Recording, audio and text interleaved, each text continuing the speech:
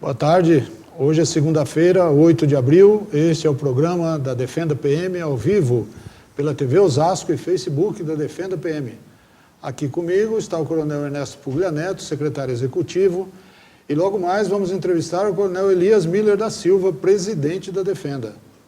Bem-vindos.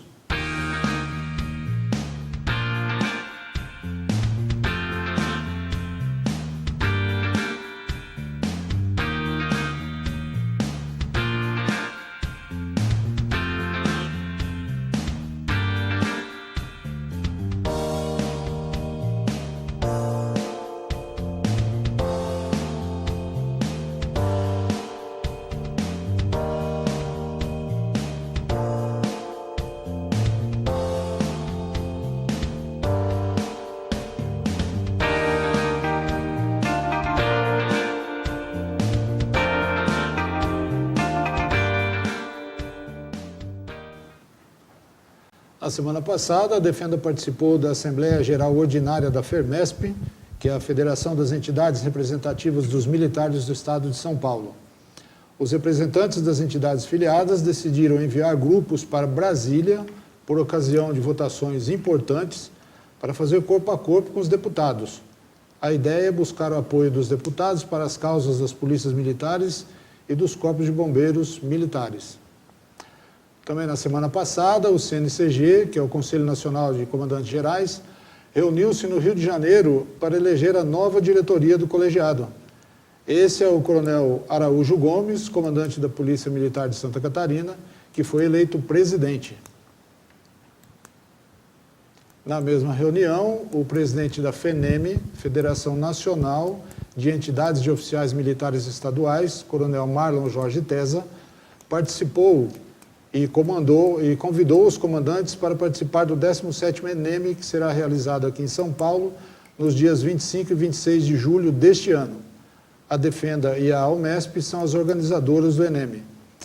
As inscrições já podem ser feitas pelo site da FENEM, www.fenem.org.br. Agora, o nosso tradicional vídeo do governador João Dória. Sou João Dória, candidato ao governo do estado de São Paulo. Quero dar o meu abraço aos policiais militares, aos policiais civis, aos bombeiros, ao pessoal da SAP, da Polícia Científica e da Polícia Ambiental. E dar uma palavra de compromisso. Estamos juntos em defesa do nosso estado, em defesa dos brasileiros que moram em São Paulo, em defesa das suas famílias. Conto com as forças de segurança aqui de São Paulo para avançarmos juntos nessa agenda de proteção da sociedade e valorização dos nossos policiais. Vamos promover um reajuste real no salário dos policiais ao longo dos 4 anos da nossa gestão e começando agora, no início do próximo ano. Eu vou pedir um comentário com o Coronel Ernesto aqui. Nós estamos batendo nos 100 primeiros dias do governo Dória, rememorando esse videozinho interessante.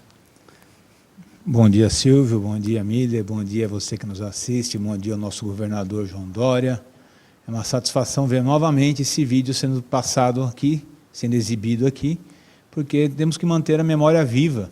Afinal, 100 dias e 100 aumento. Só muda a letra, né?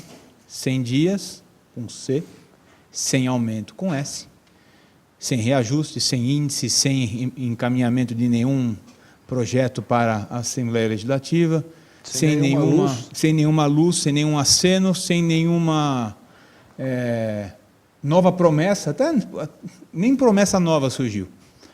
Então, continuamos aguardando, senhor governador.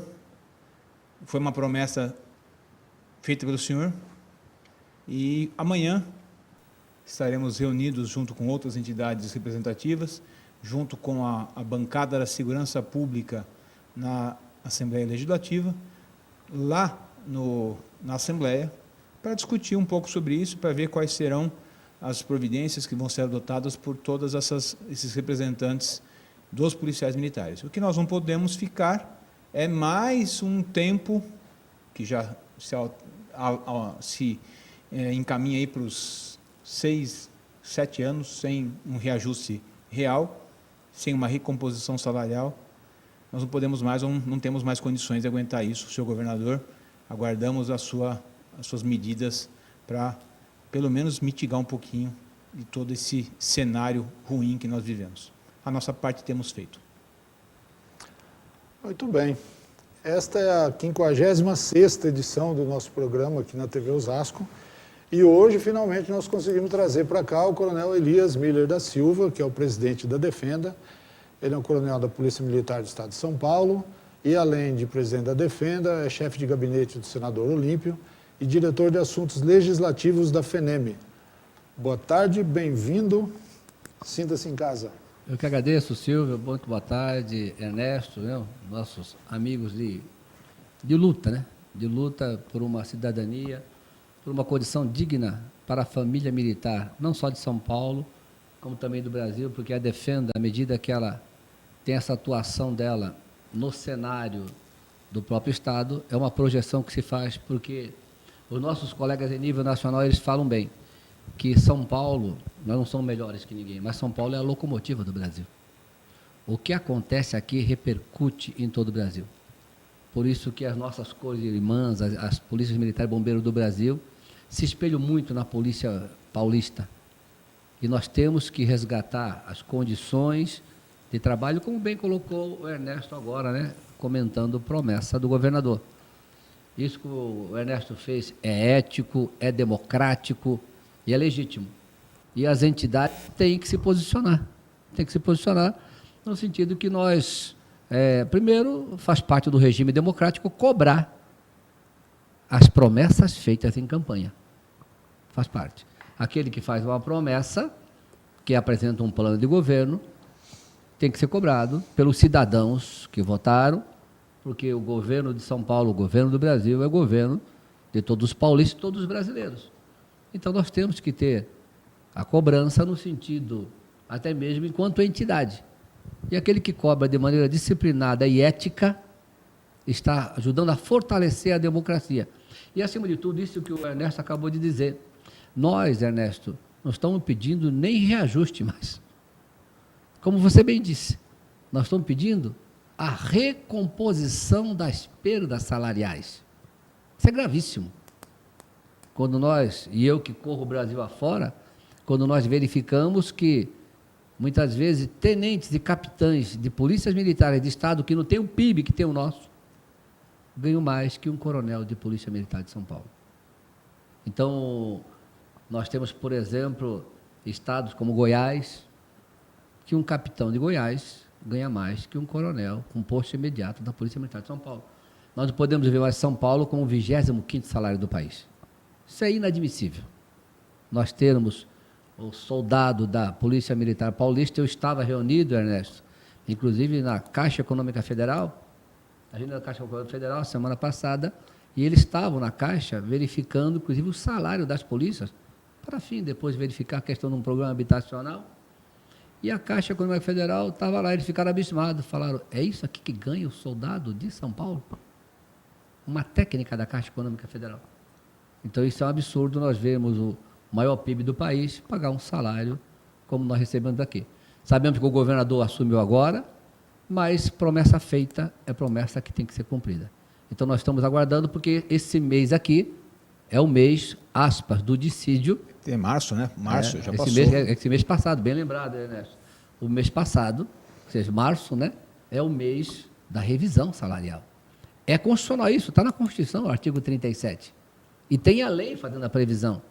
Então, o governo já está inadimplente duas vezes.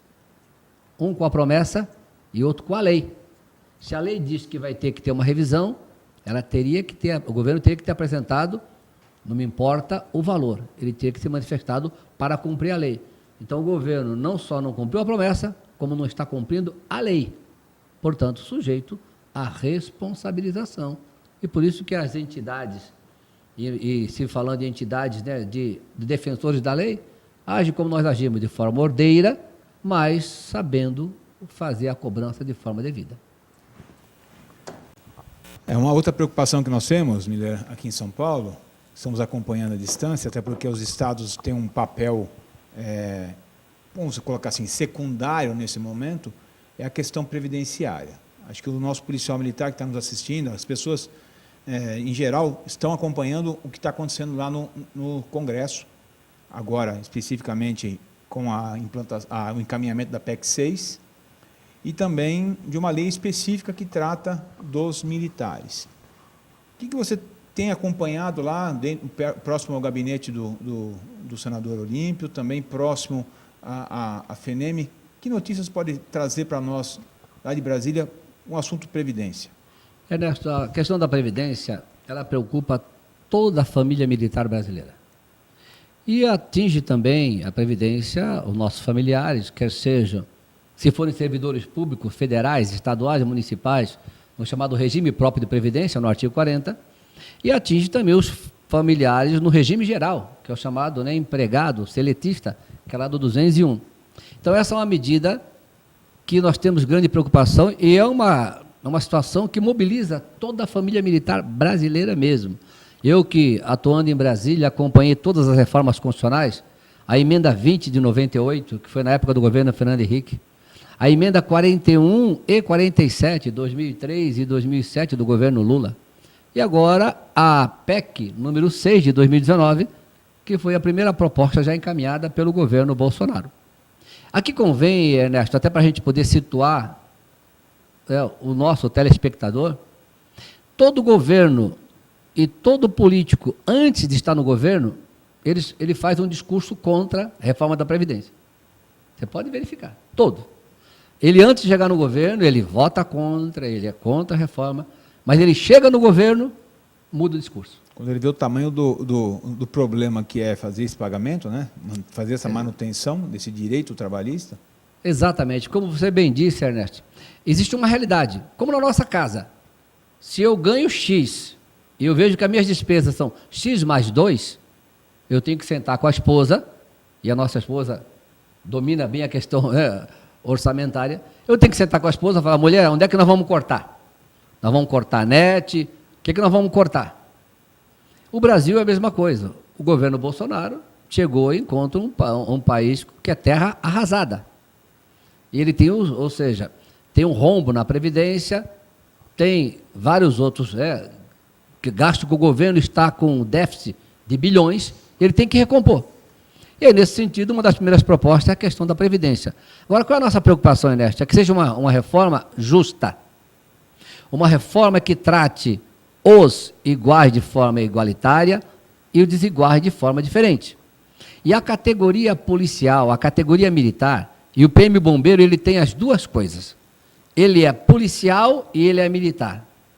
Ou seja, os maiores rigores na Constituição, quem tem somos nós. Que por ser militar, nós, dos 34 direitos sociais, nós só temos 6. Só 6.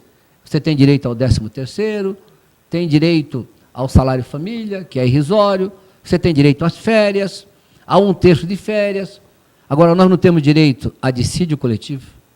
A prova é disso, na top fala inicial. Cadê a revisão? Se nós fôssemos seletistas ou empregados, servidores públicos, nós já teríamos um sindicato, o sindicato ia se mobilizar e ia cobrar o dissídio coletivo. Mesmo na crise, qualquer empresa anualmente tem que fazer o dissídio coletivo. Os trabalhadores da iniciativa privada têm reajuste, têm recomposição todo ano, porque tem o dissídio coletivo. Militar não tem dissídio coletivo, não tem sindicato para reivindicar, nós não temos direito a hora extra, adicional noturno, e ainda, Ernesto, e você sabe bem disso, nós oferecemos a nossa vida como instrumento de trabalho. Porque nós fazemos o juramento de entregar a nossa vida em defesa de um celular, em defesa do patrimônio de alguém, pessoa que nem nós conhecemos. Entregar a vida até por uma outra pessoa é até louvável, muita gente até faz isso por um ente querido. Agora, nós temos como profissão um instrumento da nossa própria vida. E uma profissão que faz isso, no mundo inteiro ela é reconhecida. Se você vai nos Estados Unidos, um militar, ele é aplaudido onde quer que ele anda. O policial, ele é aplaudido. Ele tem um regime, e Ernesto, isso não é privilégio. Silvio, isso não é privilégio. E aí acabam fazendo confusões e dizendo aos militares que estão sendo privilegiados. Isso não é privilégio, é um direito compensatório dos encargos que nós temos. Um trabalhador, ele faz greve, militar não pode fazer greve. Então, ele tem direitos compensatórios, por isso que o governo mandou a PEC 6, que são 47 artigos e que modifica toda a previdência que nós temos na Constituição. Mandou a PEC 6. Ao mandar a PEC 6, os militares não foram tratados nela. Por quê? Porque militar, seja no Brasil ou no exterior, militar não tem regime previdenciário. Esse que foi o grande erro de alguns governos, que saíram colocando o militar num regime previdenciário. Porque, Ernesto e o Silvio também sabe disso, e o nosso telespectador, nós não aposentamos. O Ernesto não é aposentado, eu não sou aposentado. O militar, ele não aposenta, ele fica na reserva. E reserva é como um jogador no banco. Está pronto para entrar. Nós estamos aí vendo as finais do Campeonato Paulista, o reserva ele está no banco. Ele integra o time e ele tem que estar pronto para ser utilizado a qualquer momento. Então, o militar não aposenta. Um servidor público, Silvio, quando ele aposenta, ele perde o vínculo com o serviço público. Não tem mais obrigação nenhuma. Um empregado da farmácia, quando ele aposenta, ele não tem mais vínculo nenhum. E não pode nem ser tirado o benefício previdenciário dele. Já o militar, não. O militar, quando ele passa para a reserva, ele continua integrando com todos os deveres e em condições de ser empregado. Quer ver o exemplo disso? Lá no Ceará. No Ceará, com aquela crise lá, 1.000 PMs da reserva foram convocados. E apresentação imediata. Então, o militar não aposenta. Aí, alguns estados, e como São Paulo, começaram a instituir Instituto de Previdência, colocando o militar na Previdência, fazendo contribuição previdenciária que não pode ter, e, ao mesmo tempo, querendo equilíbrio financeiro e atuarial. Ernesto e Silvio, se querem isso, então transforma o militar num seletista. Aí a conta vai ser muito mais cara. Não, já tem um projeto de lei complementar que foi enviado para a Câmara, e a gente já viu isso, e as principais entidades de defesa de PM acham que é um negócio bom o que foi proposto. Qual é a chance daquilo passar, de ser aprovado? Para a gente poder até esclarecer a nossa família militar, o projeto 1645, que foi encaminhado, 1645-2019, ele trata da inatividade e pensão das Forças Armadas. Então, aí vem a primeira indagação. Bom, se trata tanto das Forças Armadas, não trata sobre as polícias militares e bombeiros militares. Porque nós teríamos, por força do artigo 22 e 21, que ter uma lei geral das PM Bombeiro, que até hoje nós não temos, que é o projeto de lei 4363 de 2001, que está lá na Câmara dos Deputados, e como nós não temos, utilizamos até hoje o decreto-lei 667 de 69. Então, esse projeto de inatividade e pensão das Forças Armadas, que está lá no Congresso e vai caminhar junto com a PEC 6 da reforma da Previdência, essa PEC diz no artigo 17 que enquanto não vier uma lei complementar das PMs e bombeiros, vai ser aplicada esta lei das Forças Armadas. Então, isso para nós é um resgate da deformação que muitos estados fizeram com a inatividade e pensão da família militar. Porque as Forças Armadas nunca perderam a paridade, que, ou seja, aquilo que ganha o ativo, ganha o inativo. Nunca perderam a integralidade, você vai para a reserva com a tua remuneração integral. E a pensionista das Forças Armadas sempre receberam 100%. Em vários estados do Brasil, colocaram a nossa pensionista no regime geral de previdência. Ou então reduziram para 70%, que é um absurdo. E nós, Ernesto, que fizemos a carreira, nós sabemos quanto nossa esposa sofre conosco, que às vezes até mais. Sim, a dedicação dela impede muitas vezes que ela progrida profissionalmente. Por conta de dar todo o respaldo para a família ou seja, do militar, para seus dependentes e para ele mesmo. Então, por isso que as Forças Armadas continuam do mesmo jeito que sempre estiveram. E esse projeto, ao ser aplicado para as polícias militares e bombeiros, esse projeto vai resgatar aquilo que é de direito e que está na Constituição. Alguns governos, por inércia e desconhecimento de algumas associações nossas nos estados do Brasil, deixaram implantar, por exemplo, regime previdenciário e contribuição. Militar, o texto é o mesmo na Constituição. Se o militar das Forças Armadas contribui para a pensão, nós também temos que contribuir para a pensão. Se o militar das Forças Armadas tem a sua inatividade e remuneração integral, nós temos que ter a inatividade integral e a paridade. Então, esse projeto resgata isso. Então, vários estados, 11 estados da federação, tem PM bombeiro pagando 14,5% de previdência. que é um tremendo absurdo. As Forças Armadas recolhem 7,5%. Alguém fala, mas isso é um privilégio.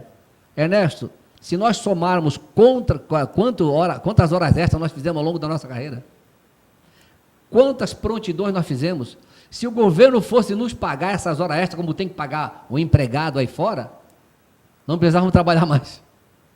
Se tivesse um fundo de garantia do tempo de serviço, quando passasse para a inatividade, né? Sim. Que é o que falam, você está aposentado, então, mas eu não estou aposentado e eu não tenho FGTS. Não ou tem. seja, Exatamente. Então, ou seja, nós não temos fundo de garantia, nós não temos hora extra, nós não temos adicional noturno. Se somasse, Ernesto, desde o tempo de academia até nós irmos para a reserva, todas as horas extras, adicional noturno, prontidões, eu trocaria hoje. É só o governo me pagar o que ficou para trás. Então, militar não tem privilégio nenhum, muito pelo contrário, tem ônus e encargo. E às vezes, o Silvio, até para o nosso telespectador que não é da área policial militar, o Ernesto está na reserva, eu também estou na reserva, o Ernesto está aqui em São Paulo, eu estou lá em Brasília. O cidadão não sabe que eu, como policial militar, se eu assistir um crime, estiver ocorrendo um crime, eu sou obrigado a agir. E o cidadão também não sabe que se eu não agir, eu não respondo por omissão. Eu respondo pelo crime que está sendo praticado. Se está ocorrendo um roubo e um policial ou um militar, ele está na reserva e ele não atua, ele vai responder como se ele tivesse praticado o roubo. Tamanho o encargo que nós temos. Então, nós nunca perdemos a responsabilidade, porque continuamos integrando a instituição. Portanto, a PEC 6 e o projeto 1645, eles vêm resgatar aquilo que é de direito. E volto a dizer, Silvio e Ernesto, não existe nenhum privilégio. O que existe é compensação de direitos.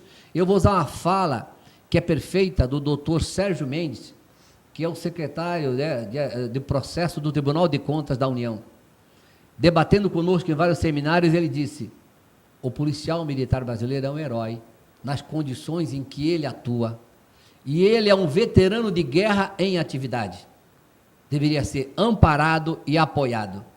Essa frase dita por um civil reproduz claramente o que nós fazemos, porque nesse Brasil afora, Silvio e Ernesto, quem garante a governabilidade desse país são os policiais militares que estão 24 horas por dia, 360 dias do ano, em todos os rincões do Brasil, protegendo a sociedade brasileira com a sua vida e a sua integridade física. Bom, o projeto da lei complementar, na sua visão, vai para frente, passa? Qual é o ânimo hoje? Silvio Ernesto, a PEC, ela está na Comissão de Justiça, a PEC 6. Ela está na Comissão de Justiça e deve dar a admissibilidade dela essa semana, no máximo a semana que vem. Porque a CCJ vai só dizer é constitucional ou não é inconstitucional. E é constitucional a medida. Então haverá só uma disputa, uma protelação, mas a PEC 6 vai ser dada a admissibilidade. Após a admissibilidade, ela vai para uma comissão especial, que vai ser montada. Ela vai ter 40 sessões. Depois de 40 sessões, aí ela vai para o plenário da Câmara. E depois do plenário da Câmara, ela vai para o Senado. E o projeto é um projeto de lei ordinária. Em tese, ele, comissão e direto plenário. Seria muito mais rápido. Mas o acordo que tem na casa é: o projeto de lei dos militares vai caminhar esperando a proposta de reforma da Previdência, a PEC 6. Então, se um passar à frente do outro, chegar no Senado, o Major Olímpio, senador da República e policial militar, junto também lá com o capitão Stevenson, que é do Rio Grande do Norte, nós já despachamos com o próprio Davi Alcolumbre, que é o presidente do Senado. Ele deixou bem claro que só com a aprovação da PEC é que vai ser aprovada a lei dos militares. Quer fazer o que? Uma mudança conjunta, para não passar um e o outro ficar. Então, eu creio que existe chance realmente de nós, ainda esse ano, termos a aprovação das duas matérias. Agora, Silvio e Ernesto, o governo ainda não montou uma base partidária na Câmara. E aí convém a gente colocar isso aqui. Sem base partidária, fica muito difícil a aprovação de qualquer proposta. Então, posso continuar nessa linha aí? Para as PM, né? Para as PM e bombeiro, pior do que não ter uma base partidária é que não tem quem os defenda lá dentro. Porque o Bolsonaro foi eleito com a força total das polícias no Brasil inteiro e hoje o senhor mora em Brasília, convive lá, o senhor tropeça num delegado em cada metro quadrado dentro daquela Câmara. Não tem PM lá para defender ninguém. O líder do PSL é um delegado, que não queria nem levar a PEC para frente se não viesse o projeto dos militares. Então, como que vai ficar isso? Silvio Ernesto, as PMs nunca se mobilizaram tanto no Brasil. Eu digo para você uma coisa, o governo Bolsonaro deve a eleição dele às polícias militares do Brasil. Somando todos os votos dos PMs eleitos, PM bombeiros eleitos no Brasil, nós tivemos 20 deputados federais, 2 senadores da República, 2 governadores, 1 vice-governador. Se nós somarmos o voto de todos os PMs eleitos e aqueles que são suplentes, nós fizemos mais de 10 milhões de votos. Quem elegeu o Bolsonaro, elegeu não só votando como militância, foram as polícias militares e bombeiros militares do Brasil. O presidente Bolsonaro tem consciência disso e nesse início de governo aconteceu alguns precalços, como por exemplo, um líder do PSL ser um delegado de polícia, que não teria problema nenhum, ele é um parlamentar, ou seja, mas um partido que tem 15 militares deveria ter um líder militar. Esse foi um equívoco, mas se aproveitou do noviciado dos nossos 20 deputados, e eu creio que nesses 3 primeiros meses eles já vão se assenhorar do processo, que nós estamos com uma bancada muito forte, muito representativa. Só de São Paulo, nós estamos lá com o Capitão Derrite, nós estamos com a Policial Sastre, nós temos o Coronel Tadeu, então nós temos o Abuane. Então, só de São Paulo nós batemos o recorde. Nós nunca tivemos tantos PMs e bombeiros eleitos. São 20, é quase uma bancada. Então, nós temos que implementar. No Senado, o Major Olímpio, nós tivemos reunido com ele, tanto com Paulo Guedes, como com Rogério Marinho, quando foi ser feito no texto da PEC 6, a proposta em relação às PMs e bombeiros. Então, o texto nos atende plenamente, tanto na PEC como no projeto de lei. Então, essa representação ainda não pegou maturação. Agora, precisamos pegar essa maturação porque falta experiência política. O senador Major Olímpio tem, e por isso que ele já está como líder no Senado. Já demonstrou a maturidade e a experiência dele. E ele participou de forma decisiva na eleição do presidente do Senado. O mesmo tem que ocorrer na Câmara. Nós temos o Augusto, que foi reeleito e fez valer a sua reeleição. Está como presidente da Comissão de Segurança Pública, que é importantíssimo. Ele está como relator do projeto de lei anticrime do Moro. Então, nós temos o subtenente Gonzaga, ou seja, de Minas Gerais. Esses 2 foram reeleitos. Agora, temos que passar a experiência desses 2 para os outros 18. E se nós somarmos, Silvio e Ernesto, nós temos 20 PMs, nós temos 7 das Forças Armadas, nós temos 4 policiais rodoviários federais, nós temos 2 policiais federais, nós temos 7 delegados de polícia. Então, hoje nós podemos fazer uma bancada entre militar e segurança pública de quase 40. E essa bancada tem que fazer valer. E fazer valer o direito da família militar brasileira e da segurança pública. Esse pessoal se conversa ou não? Eles trocam ideias? Eles estão juntos, estão unidos para fazer essa defesa? Estamos. Silvio, respondendo a tua pergunta, nós temos feito, foi lançado de novo a Frente Parlamentar de Segurança Pública, que o presidente é o deputado Capitão Augusto, e a mesa é composta de vários policiais, né? Derrite, ou seja, o Tadeu, o próprio Gonzaga, a Sastre. Então, nós estamos com ele, e temos feito reuniões quinzenais da bancada militar e da bancada da segurança pública. É que, como está no início ainda, então nós estamos começando a pegar corpo na casa. E essa bancada, eu digo para vocês com certeza, já está fazendo a diferença e vai fazer a diferença. Porque uma bancada de 20 parlamentares consegue direcionar qualquer projeto dentro daquela casa. Se você tiver, por exemplo, se você tiver 51 parlamentares, você breca qualquer processo. E nós temos vários aliados da segurança pública. Muitas vezes ele não é profissional, mas o parlamentar que lá está é parente de militar ou de policial.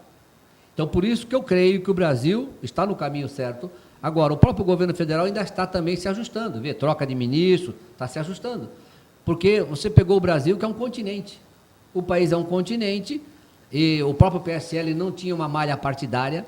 O PSL também não tinha e não tem quadros que vieram de uma história de construção do próprio partido.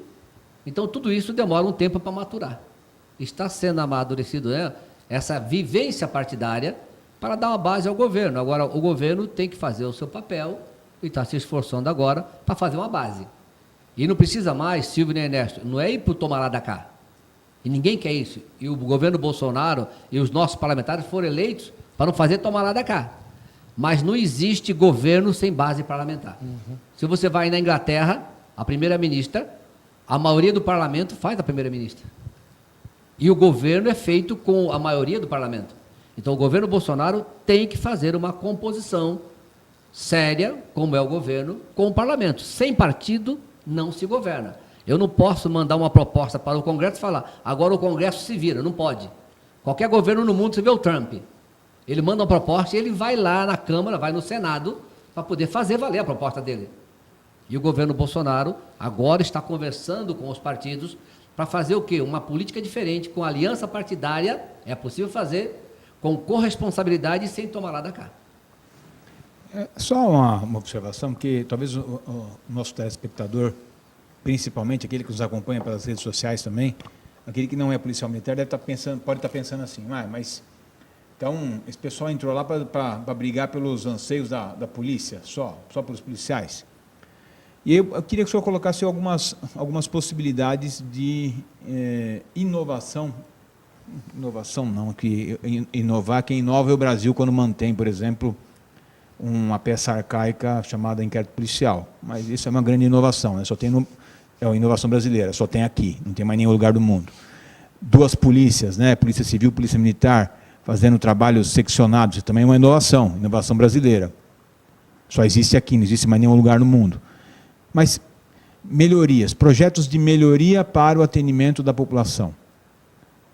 Termo circunstanciado, ciclo completo, como o senhor bem colocou, uma lei que regulamente a atividade policial militar em todo o território, que coloque, por exemplo, requisitos de ingresso. Como é que o senhor enxerga essa possibilidade disso fluir a partir dessa bancada que nós temos, coisas que vão melhorar principalmente o atendimento da polícia junto ao cidadão? Ernesto, você fez um apontamento interessante, que o cidadão comum realmente pode pensar nesse aspecto. Poxa, foram eleitos só para isso? Nós temos que levar em consideração que a primeira preocupação do povo brasileiro é a segurança pública. Não adianta eu ter uma escola de qualidade se meu filho é morto na escola.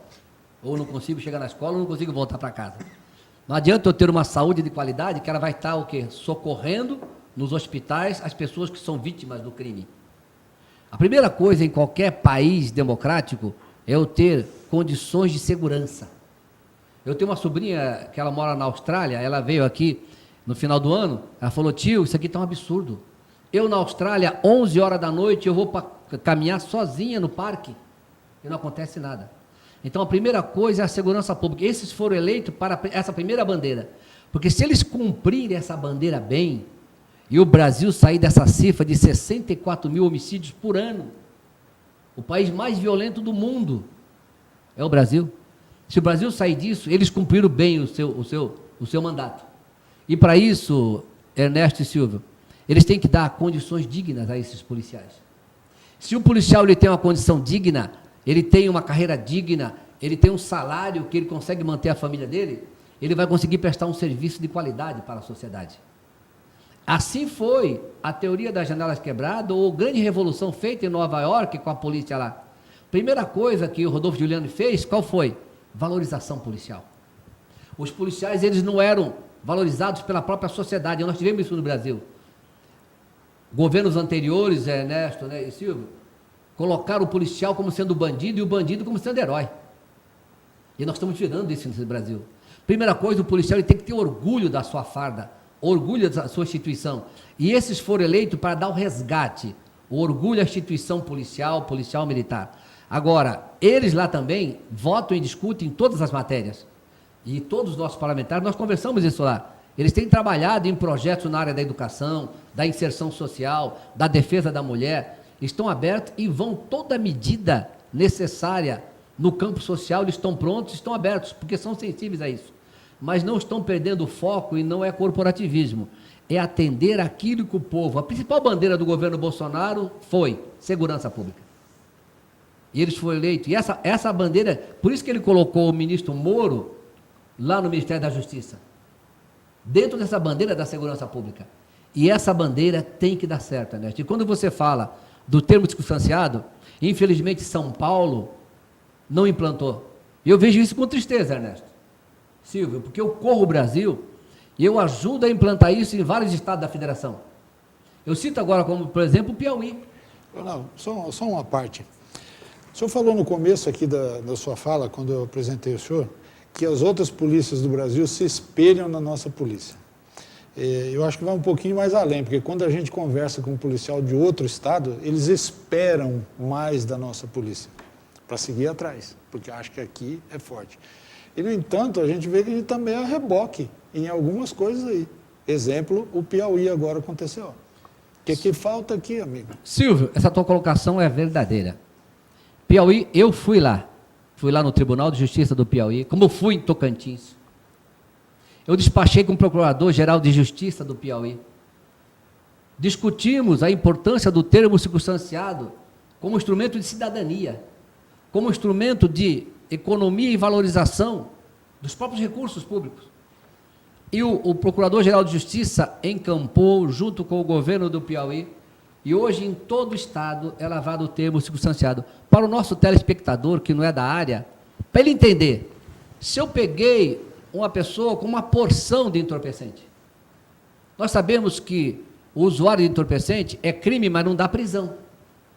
Nesses locais, como Santa Catarina, Rio Grande do Sul, Goiás, Minas Gerais, Piauí, Rondônia, eles, no mesmo local do fato, ao invés de deslocarem com a viatura 4 horas, 6 horas, 8 horas, 10 horas, eles fazem, com um tablet e uma impressora térmica, fazem online uma ocorrência, apreende a droga, a pessoa assume o compromisso de comparecer em juízo, é liberado no local. Essa é uma medida que o governo Dória já tinha que ter adotado ontem, no primeiro ato dele do governo. Essa luta corporativista dos delegados de São Paulo é absurda. Eu digo que é absurda porque eu pude despachar com o ministro Moro também. E ele falou para mim que era um absurdo. Mas ele assumiu e até agora também ele não adotou essa medida. Então, ou seja, o Supremo já decidiu isso, Silvio e Ernesto. O recurso extraordinário de Sergipe subiu para o Supremo plenário em relação a termo circunstanciado, e o Supremo falou: todo policial deve fazer o termo circunstanciado, que é um instrumento de modernização. Ernesto e Silvio, não reclamam que está sem recurso o Estado? E por que eu gasto 10 horas com o policial parado numa viatura? Com a viatura numa delegacia? Por que eu gasto tempo... Não investiga crime porque não tem gente. Ou seja, não investigo porque não tem gente. Por que eu seguro o escrivão, seguro ou seja, o investigador, seguro o delegado com uma ocorrência que o PM já faz há mais de 20 anos no local? São Paulo está atrasado com essa medida burocrática há 20 anos, porque Rio Grande do Sul faz há mais de 20 anos, Paraná faz há mais de 20 anos. Isso é medida de economia, recurso financeiro, gestão, hora homem trabalhado. Ernesto e Silvio, as pessoas não contam quanto vale um homem parado. Um policial parado, eu tenho que dividir quanto custa essa hora. Se fosse uma empresa, faria isso. Quando nós implantamos em Rondônia o TCO, nós vimos que ali em Porto Velho, demorava 10 horas para fazer um termo circunstanciado. Hoje, Ernesto e Silvio, é feito isso aí em 4 minutos, no local.